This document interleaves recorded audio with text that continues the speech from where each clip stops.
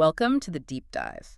So, if you hear the name Mata Hari, you instantly picture this, quintessential glamorous spy. Absolutely. The ultimate femme fatale, right? Seductive, dangerous. Exactly. The woman who supposedly betrayed nations with, a wink and a dance. But today, we're trying to strip away that thick varnish of mythology. Yeah, peeling back maybe a century of, mostly cinematic fiction to get to the tragic reality underneath. We're here not for the myth, but for Margaretha Gertrude Zell, the actual woman. Who wasn't some master criminal at all. She was, a profoundly lonely Dutch citizen who became really a politically necessary scapegoat. Especially in 1917, right? With the French military front basically collapsing. Precisely. A scapegoat was needed. Okay, so let's maybe unpack this journey by starting, unusually, right at the end, at the conclusion. The execution. Yeah. Imagine this. It's a cold, incredibly damp morning, October 15, 1917. We're outside Paris at the Fortress of Vincennes. Grim place. Very historical site for French military justice, let's call it. And Margaretha Zell, she's 41 years old then. She's driven there from the Saint-Lazare Women's Prison. Accompanied only by, two Catholic nuns?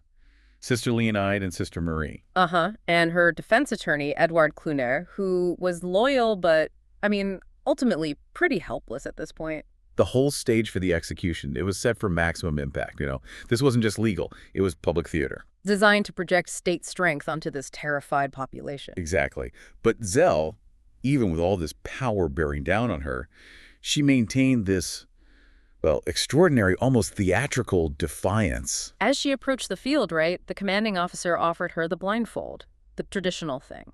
A small courtesy, maybe, to soften the final blow. And she famously refused it. Absolutely refused. And that refusal was so critical, wasn't it? She chose to stand without concealment. Stood erect, staring right into the eyes of the 12-man firing squad. It feels like a conscious act. Reclaiming agency in maybe the only way she had left. The observers there, like the journalist Henry Wales, they recorded it in, pretty painful detail. After the shots. She didn't just drop. No, it was slower. She fell slowly, settling first onto her knees. Wales described it as head up always and without the slightest change of expression on her face. That mask, it just stayed fixed. And only after she collapsed backward did the NCO deliver the coup de grace. The single obligatory pistol shot to the head just seals it. In that moment, as you said, it really cemented the myth, didn't it? The cold, cunning master spy. But here's the critical historical point we need to make, right? Yeah, this is the core of it. This execution wasn't the climax of some brilliant espionage career. Not at all. It was really the devastating, calculated end of a desperate political maneuver by the French government. Right. Zell was, by this point, a profoundly damaged and frankly financially ruined woman. Deliberately elevated, almost manufactured, into this master criminal status. Why? Because the French state desperately needed a focus for public fury. Precisely. A target to deflect accountability for their massive systemic failures on the Western Front. They needed someone to blame. So our mission today, it's complex, but it feels clear. We have to look beyond the Mata Hari myth. Yeah, we need to meticulously unpack the evidence, or maybe the lack of evidence. And understand the truly dire political and military context of 1917. It's crucial. And expose exactly how Margaretha Zell was, systematically entrapped, framed, and then sacrificed purely for political expediency. Okay, let's get into it. Right, let's start by really defining the myth we need to break down. The name Mata Hari itself. It means eye of the day or dawn in Indonesian Malay, right? That's right. And it immediately conjures this idea of the ultimate treacherous spy, Agent H21. This figure who supposedly sexually corrupted Allied officers, stole all their secrets. And cost the lives of thousands, tens of thousands of soldiers, all for vast sums of money.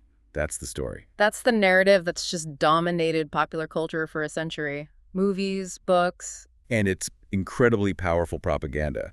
But it's just not true. In reality, Margaretha Zell wasn't a Javanese princess. She wasn't initiated into some sacred Hindu temple. She was.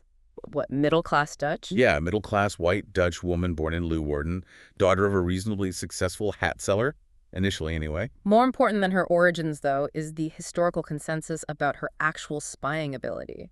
Or the lack of it. Well, exactly. Multiple sources, including British intelligence, MI5, they classified her pretty bluntly as an ineffective amateur. So what was she doing then, if not stealing secrets? She was trading in flirtation, gossip, social observations maybe, not actual state secrets, not military plans. And this designation, Agent H21, it sounds so sinister, like something out of a spy novel. It does, doesn't it? Uh. But it was purely bureaucratic. The designation H21 just referred to the German military intelligence system, identifying agents operating out of neutral Spain. H for Holland, because she was Dutch. Precisely.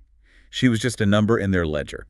Probably a pretty low-value contact, used for maybe small financial reimbursements, not some mastermind running an international ring. Okay, but what about that staggering charge leveled against her, that her treason resulted in the deaths of 50,000 Allied soldiers? That number just seems insane. It absolutely was insane and intentional. It was a completely fabricated figure designed for one purpose only, to justify her conviction. In the eyes of a public that was just drowning in grief, right? And demanding someone pay. Exactly. They needed a target big enough to absorb that grief. Right. Her execution wasn't about justice. It was required wartime theater. Because her whole persona, the foreign woman, the glamorous courtesan, the independent divorcee. It already embodied the enemy within for them. She represented moral instability, the perfect contrast to the pure, suffering French soldier image they wanted to project. She was the ideal symbolic sacrifice needed to restore public faith in the military, shift the blame away from the generals. They needed a spectacular villain, someone whose sacrifice would feel like it matched the scale of their national despair and those horrific casualty lists. Hashtag casualty lists. Hashtag BU. The seeds of survival and financial ruin. To really get why she ended up in that position, we need to look at her life before she became Mata Hari, because it really establishes her core motivation, which seems to be just survival. Survival and a desperate need for financial security, absolutely. Not ideology. So Margaretha Zell, born 1876, early life was actually quite privileged. Top-class schooling, stable home. Initially, yes. Her father, Adam Zell, was a successful merchant, a hat seller. Things seemed good. So what broke that foundation? It crumbled dramatically in 1889. She was just 13. Her father made a series of, well, disastrous investments in oil stock and went completely bankrupt. And that financial ruin just tore the family apart? It destroyed her parents' marriage. They divorced. And then, just 9 months later, tragically, her mother died. So at 13, 14, it's not just loss of wealth, it's loss of social standing, security. In that rigid 19th century society, status was everything. Losing it was devastating. And her social isolation just got worse, quickly. How so? Well, at 17, she was attending a college, training to be a governess, I think. She was expelled after some kind of scandal involving the headmaster. A scandal? What happened? The details are murky. Whether the relationship was coerced or initiated by her or maybe just rumored, the result was the same. Her reputation was ruined. And for a young woman then, no money, scandalous reputation, the options were grim. Terrifyingly few options outside of, well, destitution or maybe prostitution, which leads her to this incredibly drastic decision. Answering a newspaper ad for a bride, that sounds so transactional. It really was, born of pure necessity. In 1895, she marries Captain Rudolph John MacLeod. He's an officer in the Dutch colonial army and, importantly, twice her age. So the marriage instantly gets her back into that upper-class status she lost. Yes, but it was an exchange that came at a terrible cost. It brought deep, lasting trauma. MacLeod was, by all accounts, a heavy drinker, habitually violent and aggressively abusive. And then they were stationed in the Dutch East Indies, modern-day Indonesia, from 1897 to 1902. That period sounds awful. It was horrific. Yeah. Constant conflict. They apparently engaged in mutual infidelity, which wasn't uncommon perhaps, but it led to Margaretha contracting incredible syphilis from her husband. Which was a devastating diagnosis back then. Absolutely. And then came the greatest, darkest tragedy of her life. The death of their son, Norman John. He died very young, between 1897 and 1899. What happened to him? Again, the cause is murky. Some accounts suggest poisoning by maybe a revengeful nanny. Others suggest it was tragically linked to the mercury treatments used for syphilis at the time, which were often fatal, especially for children. God, losing a child under those circumstances, unimaginable. It's a life-altering scar. So she returns to Europe, physically scarred by syphilis, emotionally traumatized by the abuse and the loss of her son, determined to escape the marriage. But the dependency continued even after the divorce, didn't it? MacLeod was cruel. Institutionally cruel is a good way to put it. When they finally divorced in 1906, he used calculated financial cruelty. He refused to provide any child support for their surviving daughter, Louise Jean, nicknamed Nan. Which left Margaretha completely destitute again. And unable to provide for herself, let alone her child, she was forced, absolutely forced, to abandon Non to her ex-husband's care. And she never saw her daughter again before the execution. Never again. So you see this devastating sequence: bankruptcy, social scandal, abuse, disease, the death of a child, and then forced abandonment of her other child. It all cements her overriding motivation: financial security, at any cost. Every later choice, the dancing, the courtesan life, even dabbling in espionage. It all stems from this fundamental economic need after conventional 19th century society had chewed her up and spat her out. So having been rejected, basically, by conventional European society, Margaretha Zell has to just annihilate her old identity, right? Create something totally new to survive. Exactly. By 1905, she's penniless in Paris, and Mata Hari, the stage persona, is born. It's pure entrepreneurial reinvention. And it capitalizes perfectly on that European obsession with the exotic, the Orient. It was an act of radical desperation, yes, but also, you have to admit, a stroke of marketing genius for the time. She fabricates this extraordinary background, Claiming to be a Javanese princess. indoctrinated in sacred Hindu dance rituals. She presented herself as this esoteric authority figure. But the performances themselves in Paris, they were essentially striptease, weren't they? How did she manage that in, deeply conservative, often quite prudish Parisianized society? That's the genius of the artistic loophole she found and exploited. Standard, vulgar striptease.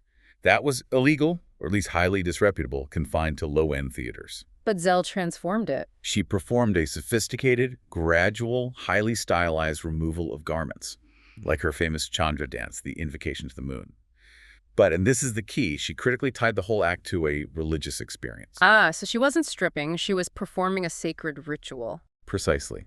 She claimed she was slowly divesting herself of the earthly veil as part of this ancient sacred rite.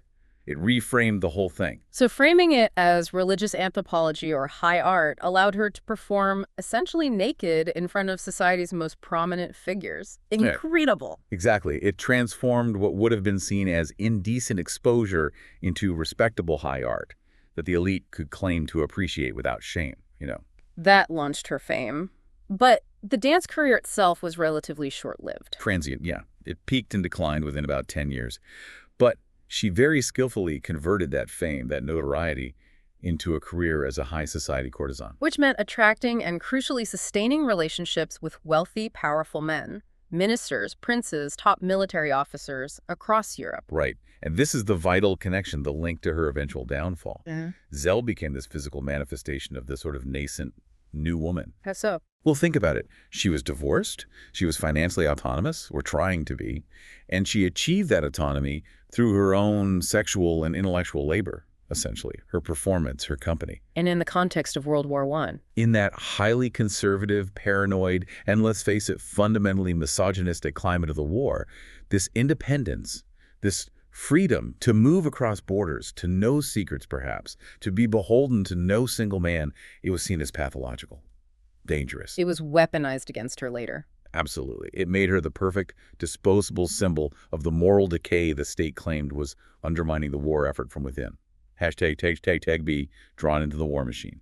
So when World War I breaks out in 1914, Zell's status as a neutral Dutch citizen, initially that's a huge asset, right? She could cross borders, others couldn't. It should have been, but the war also brought immense financial strain almost immediately. How did it affect her? Well, it essentially froze her assets. Disrupted her entire source of income. Her bank account was apparently frozen in Berlin, some valuables confiscated, and her wealthy patrons. They were suddenly focused on the war, not on funding courtesans. So she needed cash. Yeah. Fast, or risk going back to that destitution that haunted her. Exactly. The same fear that pushed her into the MacLeod marriage 20 years earlier. And then, on top of the financial pressure, comes this emotional catalyst. The one thing that maybe made her act rashly, not just rationally for money. Love. Or perhaps infatuation, it's hard to say. In 1916, she's 40. She falls profoundly for Captain Vladimir Maslov. Who was he? A dashing, much younger, only 21 Russian officer serving with the French forces. Maslov was later severely wounded in a gas attack, blinded in one eye, I believe. And he was recuperating somewhere she couldn't easily get to. Right, in the restricted zone des armées, the army zone near the front. So Margaretha's entire motivation, her focus, becomes utterly fixed on one thing: getting a laissez-passer. A travel permit. To visit him in the war zone. That's all she cared about. And that desperation led her directly into the espionage game, a world she clearly didn't understand. How does she get involved? Well, remember, she'd already admitted accepting 20,000 francs from a German consul back in 1915. She claimed it was reimbursement for confiscated property, right? That was her story. Regardless, she took the money and accepted the German designation as Agent H21. Maybe she thought it was harmless then. But then, needing the permit for Maslow, she approaches the French. Yes, she goes straight to the top, or near it. Captain Georges Ladoux, the head of the French 12e Bureau, their counterintelligence service, she pleads with him for the travel permit. And Ladoux. He sees her not just as a woman desperate to see her lover, but as a potential asset. Or maybe bait. More like bait, I think. He offers her a staggering 1 million francs to spy for France. 1 million francs. What did he want her to do? Specifically suggested she use her international contacts, her allure, to seduce Germany's Crown Prince Wilhelm for information, the Kaiser's son. Wow. And she agreed. Instantly. Seeing herself, completely naively it seems, as this brilliant double agent. Finally, a way to get money and the permit to see Maslow. This just highlights her fatal miscalculation, doesn't it? She thought she could play the game. She truly seemed to believe she could handle intelligence services the way she handled her wealthy patrons. With charm, manipulation, selling superficial gossip, she thought she was still the one in control. But the danger signals were flashing everywhere by this point. British intelligence, MI5, they detained her twice, didn't they, in 1915 and 1916? Yes, they questioned her extensively. And what was their conclusion? They dismissed her as an ineffective amateur. Basically harmless, maybe a nuisance, but not a real spy. Exactly. So if MI5, who are pretty sharp, considered her useless and harmless, why did the French, specifically Ladoux, suddenly seem to invest so much in potentially framing her later? Were they just too invested in the idea of catching a spy, any spy? That seems to be the core realization. Her charm, her neutrality, her visibility, these were precisely what made her disposable, paradoxically. MI5 saw only fluff, no real threat. But Ladoux saw something else. Ladoux saw a perfect convergence. She had fame, access to high society, foreign nationality, neutral but still foreign, and this dubious moral reputation. Her very uselessness as a spy, combined with her high profile, made her the ideal sacrifice later on. She thought her fame protected her. When in reality, her fame made her the most visible, convenient pawn on the board. The French didn't need real intelligence from her by 1917. They needed her head on a pike, symbolically speaking. Okay, so to really understand the just ruthlessness with which the French pursued this case against her, we absolutely have to grasp the sheer panic gripping France in 1917. Existential panic is not too strong a word. The nation was genuinely at a breaking point. 3 agonizing years of trench warfare had taken an unimaginable toll. The scale of loss. You mentioned Verdun in 1916. What were the numbers again? Approximately 377,000 French casualties at Verdun alone. Think about that. The public was exhausted, hungry, grieving on a mass scale. And then, in April 1917, came another disaster, the Nivelle Offensive. Catastrophic failure. Poorly planned, poorly executed attempt at a breakthrough. It led to immediate, devastating losses, but maybe more critically, it just shattered the last vestiges of troop morale. The soldiers had had enough. And the result wasn't just defeat, it was revolt, right? Actual mutiny. Widespread military revolt. The French army mutinies of 1917. We're talking tens of thousands of soldiers. Some estimates go up to 40,000 refusing orders, deserting, even seizing control of certain areas for brief periods. It wasn't a full revolution, but the government realized their army, their entire state structure, their ability to even continue the war was right on the brink of collapse. The establishment was absolutely gripped by panic. So if the generals couldn't win on the battlefield, the politicians felt they had to win the war on the home front by shifting accountability. Exactly right. They couldn't admit to disastrous strategy or incompetent leadership. That was politically impossible. The blame had to be externalized. Pinned on sabotage, internal weakness, or, most conveniently, spies. Foreign spies, seductive spies. And Mata Hari's arrest in February 1917, and then her very high-profile trial in July. It occurred precisely when the search for these high-profile, emotionally satisfying scapegoats was at its absolute fever pitch. Perfect timing for them. Which explains the necessity of that ridiculous 50,000 death charge. It was the ultimate piece of political calculation. Look, in 1917 alone, French losses were officially recorded at 164,000 dead or missing. The state needed a figure for the treason charge, a large round number that felt like it matched the emotional scale of that crisis. 50,000 felt like a price tag that justified the public fury. It was the price tag the state applied to national trauma and military failure, which Margaretha Zell was conveniently required to pay. But this wasn't just, the French seizing an opportunity when she stumbled into their laps. The sources suggest this was actually a coordinated, incredibly cynical operation that might have even started with the Germans themselves. That's where the technical brilliance, if you can call it that, of the frame-up really lies. German intelligence chief General Walter Nicolai was apparently utterly frustrated with Agent H21. Because she was useless. Completely useless, providing no intelligence worthy of the name, as he apparently put it, just drawing small sums of money. Nicolai decided she was actually more valuable to them as a distraction, as bait, than as a spy. So he ordered her sacrifice. How? How did they set her up? This brings us back to those infamous Kali telegrams. Major Arnold Kahl, he was the German military attaché down in Madrid. He sent coded messages back to Berlin detailing H21's movements, confirming her planned return to Paris. Okay, standard spy stuff. Not quite. Yeah. The technical insight here is absolutely critical. Kahl sent these messages using German Code 110. Now, the crucial part is German intelligence knew the French had already broken Code 110 and were actively monitoring transmissions using it. Wait, so they deliberately sent messages about her using a code they knew the enemy could read? Precisely. They weren't sending secret intelligence to Berlin. They were sending a deliberate, poisoned arrow designed to be intercepted by the French 12e Bureau. An intentional frame-up, making it look like a genuine, high-value interception. Exactly. By using the compromised code, they basically validated the French surveillance efforts. They ensured Captain Ladoux would see these intercepted messages, feel like his network was successful, and then be almost forced to act on this fabricated intelligence implicating H21. They used her worthlessness as a weapon against the French, feeding their paranoia. It was incredibly cynical, and Captain Ladoux, Zell's supposed French handler, the one who offered her the £1,000,000, he eagerly seized this evidence. He did the entire case on these telegrams. He did, and the allegations of evidence tampering are really profound. Ladoux allegedly presented only his French translations of the telegrams to the military court. Not the original coded messages or the German intercepts? Apparently not. And there's strong suspicion he might have altered the translations, maybe removed context that could have softened the charge, or crucially, perhaps removed German gender pronouns that might have applied to Agent H21 to really solidify the identification specifically with Zell, the woman. Wow. And what about that British intelligence warning that MI5 considered her an amateur? Ladoux actively denied she was working for France when MI5 inquired. He cut her loose, ensuring she remained a completely disposable target.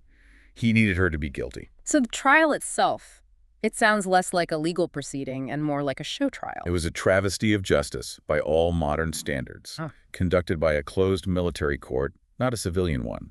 The prosecution focused almost exclusively on character assassination. Her history as an exotic dancer, her life as a courtesan, her loose morals, her financial desperation, her independence. All presented as direct evidence of her dubious and dishonest character, and therefore her inherent guilt as a spy. The connection was assumed. And her defense lawyer, 𝐃𝐄𝐄𝐏, systematically crippled. Denied permission to cross-examine key prosecution witnesses.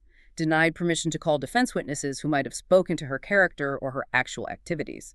It was a setup. So the court was essentially condemning the courtesan, the independent woman, not actually proving espionage. Absolutely. Her defiant declaration in court.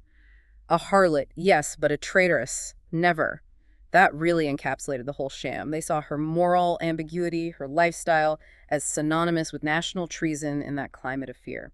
#Tatch, Lizzie, the ultimate personal and political betrayal. The layers of betrayal here are just staggering, and if we need any more confirmation that this entire case was built on political necessity rather than actual solid evidence, we just need to look at what happened right after the execution. Right. Here is perhaps the most profound, damning irony of the whole affair. The entire prosecution, the legal basis for her death sentence, rested almost entirely on the credibility and the dossier compiled by one man, Captain Georges Ladoux. Her handler, the counterintelligence chief? The very same. Now get this, just 4 days. 4 days after Mata Hari was executed by that firing squad at Vincennes, Ladoux himself was arrested. Arrested? For what? On suspicion of being a German double agent. The very thing he accused Zell of being. You cannot make this stuff up. Was he convicted? He was actually later cleared, it should be said. But the fact that the primary architect of Zell's destruction had his own loyalty and integrity so severely questioned so immediately after her death, it just cast this incredible shadow over every single piece of evidence used to send her to that firing squad. The political foundation of the case just crumbled almost instantly, and then, almost simultaneously, came the ultimate personal betrayal. The betrayal by her lover, Vadim Maslov. The man she risked everything for. The reason she even got entangled with Ladoux in the French offer in the first place. That emotional foundation that Margarita had pinned everything on, it utterly collapsed. She'd entered this dangerous intelligence game, desperate for money, yes, but mainly for the means to see Maslov. But when she was on trial for her life, the injured, perhaps embittered Maslov refused to testify on her behalf. Wouldn't say a word for her. Worse than that, didn't he send word? He sent word to her, apparently via her lawyer, that he didn't care if she was convicted. That it made no difference to him. Oh my God. I just can't imagine the depth of that rejection. After fighting so fiercely, risking so much for him. That abandonment seems to have been the final devastating blow. Margarita Zell, the woman who had survived bankruptcy, abuse, illness, the death of her child, social ruin, she finally broke. She fainted in court, right? Yes. A rare public display of vulnerability from a woman who had spent 2 decades meticulously crafting this facade of invulnerability, of control. That emotional defeat seems total. She was stripped of everything. Leaving her only one final mechanism of control. Courage and the dignity of the performance, perhaps, with which she would face her death. Her refusal of the blindfold at Vincennes. Looking back, it feels like a masterpiece of silent defiance. A final act of agency. Yeah, a calculated final act against the institutional power that had just completely destroyed her. But ironically, her composed death, her courage, it almost validated the myth of the fearless femme fatale that the French state needed to create. So she fulfilled the tragic, heroic role they assigned her, even in dying. In a way, yes. By dying with the kind of courage they attributed to a master spy, she inadvertently fulfilled the propaganda narrative. So now, fast forward over a century. Files have been declassified, especially around the centenary in 2017. What is the final historical verdict? Is there a consensus? Oh, the consensus among serious historians is stark and pretty much unwavering. Mata Hari was framed, period. How do they summarize her fate now? Brutally but accurately, I think. One summary put it like this. She was an independent woman, a divorcee, a citizen of a neutral country, a courtesan. A perfect scapegoat for the French, who were then losing the war. And the documents themselves, do they show any real espionage? The documents seem to confirm she committed espionage only once. And ironically, that was for the French, when Ladoux sent her on that mission. And she failed completely to gain any useful information. So her true crime wasn't treason. Her true crime was being financially autonomous, sexually liberated, morally ambiguous by their standards, and inconveniently famous in a time of intense national paranoia and misogyny. #B, the vanishing identity. There's a truly bizarre and, well, deeply tragic final chapter to this story regarding Margarita Zell's physical remains. It serves as this profound metaphor for her entire fate. It really does, since no family members came forward to claim her body after the execution. Her daughter Nan was still in MacLeod's care, right? And he wasn't going to claim her. No. So the state claimed the body, standard procedure for executed criminals without family claimants. It was donated to the Museum of Anatomy in Paris for medical study. And as part of that. Again, standard practice for executed criminals at the time. Her head was severed, embalmed, and preserved, put on display essentially as a specimen, a warning perhaps. So the state not only destroyed her public identity, but literally appropriated and publicly displayed her private physical form as some kind of institutional trophy. It's grotesque, isn't it? But then, in a twist that is just truly astonishing, the body disappeared. And then the head disappeared. What? How? Well, archival records show her body was noted as missing from the anatomical collection as early as 1918, just vanished. Then, years later, much more recently, in the year 2000, museum staff went to retrieve her preserved head from the archives, maybe for display or study. It was gone, vanished too.